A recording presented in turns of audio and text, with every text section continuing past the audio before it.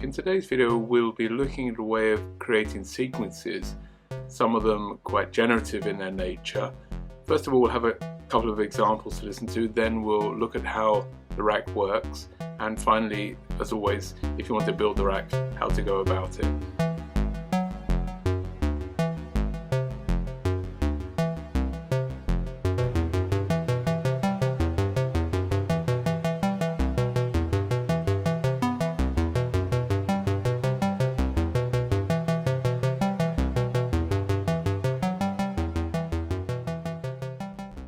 There are quite a few elements to this little rack to generate the sequences. You can see here in the clip itself, I'm just playing a 3-note chord. That just goes round and round, which triggers the arpeggiator here. So we can get rid of that, we don't need to look at that. Just wanted to let you know what's going on in the background. So we have a 3-note chord playing. We then have the arpeggiator here receiving these notes and arpeggiating them. It then goes into the expression control here, which I'm not going to go too deeply into here. I'll explain quite briefly what it's about. I'll link another video to this one where I explained how the expression control works. But basically what is happening is that as a note comes in from the arpeggiator, let me just turn this down a second. As a note comes in from the arpeggiator, it triggers a series of new notes. And let's just have a look if we can get this going quickly. Let's go to the step range here. I set that to 0, and I set the number of steps here to, we can only go to 1. No new steps are being generated. So let's turn this off as well, we'll turn the randomize off. Effectively, we just have the arpeggiated sequence of notes coming in here. Nothing's being added here, no randomize is being added here, and there's no variation. What happens here is as I open up the number of steps, let's go 2, see 2 notes are flashing, but as the range is limited here to 0, it's effectively playing the same note twice, playing nothing really. Once we open up the range, you'll hear the note introduced. And this becomes more pronounced as I increase the number of steps. Now it's going through 5 steps here. I have a maximum of 12. So we can introduce new notes with this function, and using the range we can either go in a negative direction, or in this case in a positive direction, so we're adding higher value notes. So arpeggiator in, we're adding additional notes. This here is controlling the pitch. That's the target here, so it modulates this pitch by fixed values. So that's how we're introducing some extra. Let's turn that down a little bit here. Reduce the step range to 0 again, and reduce the steps. So again, we're just hearing the arpeggiated tone. Close this now, we don't need the pitch. The next function we have to add variation to these sequences, to take the arpeggiator beyond just an arpeggiator, is the randomize function. Turn that on, and here we have the probability of a new note being introduced. I've set that to 0. Here we have a little bit of maths going on. I've limited it here to a maximum of 12 choices that this randomizer can choose, and this value is times by the interval here to then generate a note which is fed into the scale here. So if we increase the chance, let's go to 100%, and we introduce, but we can hear it now, we have 12 choices, so we can hear the change. If we were to change the interval here, I've kept it at 1. You could play around with this value, you could map it here, we've still got some macros free if you want to do. I've kept it at 1 because this is multiplied by this to give a note. So if I increase this, we'll start hearing higher notes, but wanted to keep the sequences in a controlled range. We put it on 2. I thought that's not bad as well. And you hear the notes are always above the original note coming in from the arpeggiator here. You could subtract them, lower notes, or you can have them go in bidirectionally in both higher and lower notes. But to keep the sequences kind of more controlled, I've restricted this to 1, and I'm always adding additional notes. And then let's reduce the number of chances. It's all about these little fine touches to try and not add too much, but to keep it musical and to limit yourself with the controls here so that the results you get always tend to be a little bit musical. So we reduce this down again. 30% is too much. So this adds again a little bit of variation to the original 3 notes coming in from the chord. Then finally everything is quantized into a scale here. Harmonic major in this case, and D. I can change all these values here. I can change the root note, change the scale, and this spits out only notes that are in line, quantized in the scale. Any other notes are then forced to be part of the scale. And then finally we have, for instance, a drift here. Just one oscillator playing at the moment. Could introduce a second oscillator. So that's what's in the rack. Now this is all set up. Let's close this up a little bit. This is all set up effectively so that we can use the random function here to find new ideas. So the one thing, when we look at the mapping later on in the build, you'll see the ARP rate. If I look here, ARP rate here. These values I could alter, but I just kept them.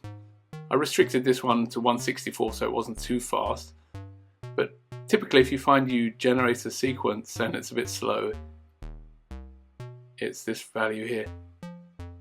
So I kept it at 1/64 here. The maximum speed, I thought that was crazy enough. You could, well, when we come to the build, we'll look at this, you could restrict that a little bit more. So if you find your sequence a little bit slow, play with the ARP rate. This one here, this one holds it above 64. If I was to, well, it'll always play because I have a loop here, but if I was just playing the keyboard, this would hold the ARP. Otherwise the ARP would finish once you release the keys or the notes finish. Yeah, and so let's say, what do we have then? We have, let's just look at our rack very quickly. Turn that down a bit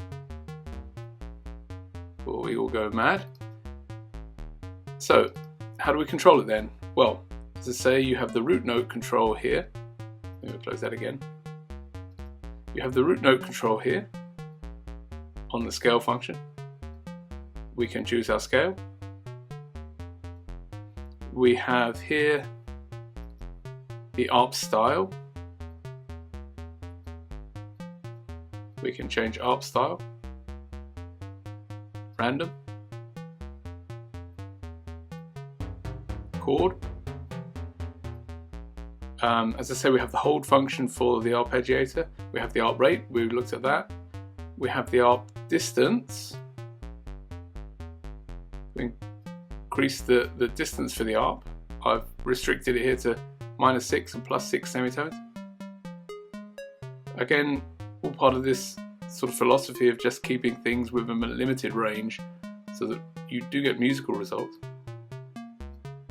And then we have the number of ARP steps here. I've also restricted this to only 4. And then the gate length. With more plucky ARP sounds. Of course, this doesn't stop you from controlling your values here on the envelope here, the amp envelope here. I've got it set to quite a plucky sort of sound, a little bit of release. And then finally we have these values here which we've looked at, which is the step range. So this is how far the note can vary in pitch and it's a bipolar value, so we can go up and down from the note that's coming in to generate the new note. So the larger the range, the more freedom this has to choose higher or lower notes.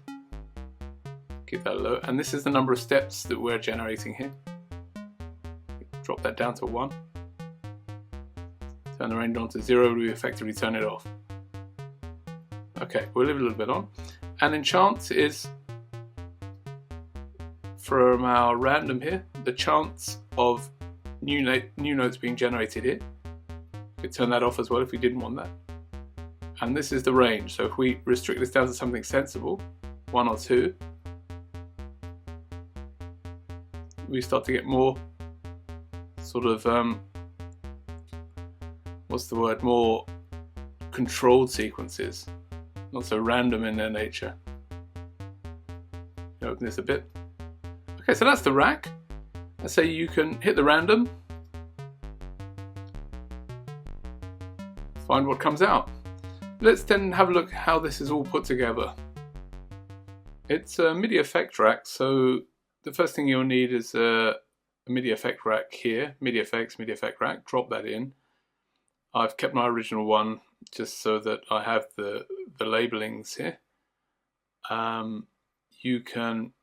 You'll probably be presented with something like this. I think you get 6 to begin with. You can use these plus minus buttons to add macros. I'm only using these ones here. This little bus opens up the effects in the rack. We'll come to that. But okay, let's drop in the things we're going to need. So we need to go here to the arpeggiator is the first one we're going to need. Then we will be needing the expression control.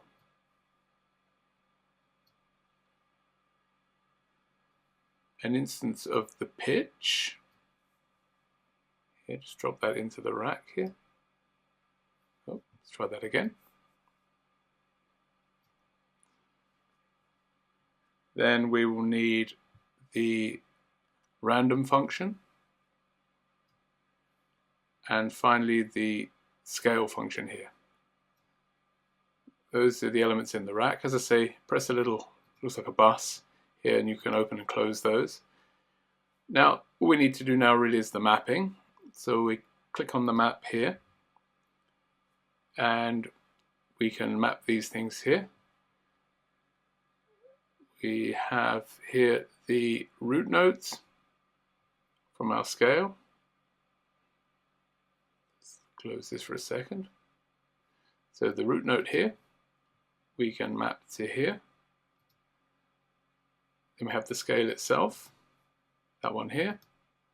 Then we can map some stuff on the ARP, which is the ARP style. Click in the box there. The hold, this button here. The ARP rate here. The ARP distance. And the number of steps. We have the ARP gate length. This is here, gate. And then we need to go to our expression control. So we'll come out of the mapping for a second, so we have to set this up a little bit. We have to use here the increment, the bottom one, not the random, the increment at the bottom here. We need to set this to bipolar. This we will map in a second. The steps will also map. We can reduce the random to 1. And we have to map this, click here, to our pitch. And that now is effectively controlling pitch. You see the pitch going up and down, 10 steps, a very large range, so it's moving through a lot of pitches here. Okay, now we can go back into our mapping, and we can map here the step range here. Oh, excuse me, that's wrong. Let's take that out. The wrong one. So the step range is here. It's this value, the 50.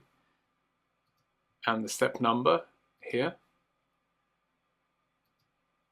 Then we go to our random function and we want the chance here. And the chance range I've called it, which is the choices. Macros 13 and 14, which I've not used in this instance. I just kept it to these macros here. Okay, so we can come out of here, then we just have to do a little bit of mapping. Now I'll leave this as a screenshot at the very end so that you can note these values. I limited the step number here to 12. It's all part of the constraints to make the results from random and using the macros more usable. The step range I limited, which is this here, to -5% and +5%. It really restricts this range here. Then the scale we can't change, the root note we can't change. Hold is 64-127, that's correct. The chance range I also reduced down to 12. Chance we can leave as it is. The transpose steps from the ARP I reduced to 4. The gate 1 to 100%. So these are all values that I've chosen. You could adjust them to your like. Then we have the transpose distance here, which I restricted to -6 and +6 semitones. And finally the ARP rate, which I restricted it to 1/64. Okay, so that's it. These are, say, screenshots at the end. That hopefully now should work. Let's randomize. Keep our fingers crossed. What happens when we press here? Of course, it starts on the fastest. There we go. Let's try another one. Seems to enjoy the faster ARP speeds. Okay, that's it. Have a go. Enjoy yourselves with it. See what you can make with it. It's quite fun. As I say, by playing with the chance range and the step numbers, you can generate very long sequences, generative sequences. I'll see everybody in the next video. Take care. Enjoy the rest of your day. Thank you.